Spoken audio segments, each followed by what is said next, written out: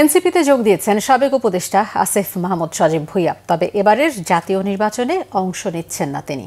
সন্ধ্যায় রাজধানীর বাংলা মোটরে এক ব্রিফিংয়ে দলটির আহ্বায়ক নাহিদ ইসলাম জানান, আসিফ মাহমুদ সজীব ভুঁইয়াকে দলের মুখপাত্র এবং নির্বাচন পরিচালনা কমিটির প্রধানের দায়িত্ব দেওয়া হয়েছে। সারা দেশে এনসিপির পক্ষ থেকে ৪৭ জন মনোনয়ন ফর্ম নিয়েছেন বলেও জানানো হয়। নাহিদ ইসলাম জানান, অনলাইনে এনসিপির রাজনৈতিক পর্ষদের একটি জরুরি সভা হয়েছে।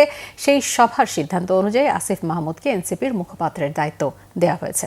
এনসিপি এখন পুরোপুরি নির্বাচনী যাত্রায় অংশ নিয়েছে।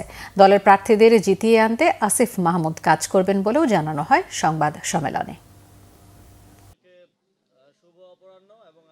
শহীদদের এবং শহীদদের পরিবারের আহতদের যে আকাঙ্ক্ষা, বাংলাদেশের লক্ষ কোটি মানুষ যারা রাজপথে নেমে এসেছিলেন জীবনের তোয়াক্কা না করে, তাদের যে আকাঙ্ক্ষা, সেই আকাঙ্ক্ষা বাস্তবায়নের জন্য এই নির্বাচনকে কেন্দ্র করে আবারও সময় এসেছে ঐক্যবদ্ধ হওয়ার।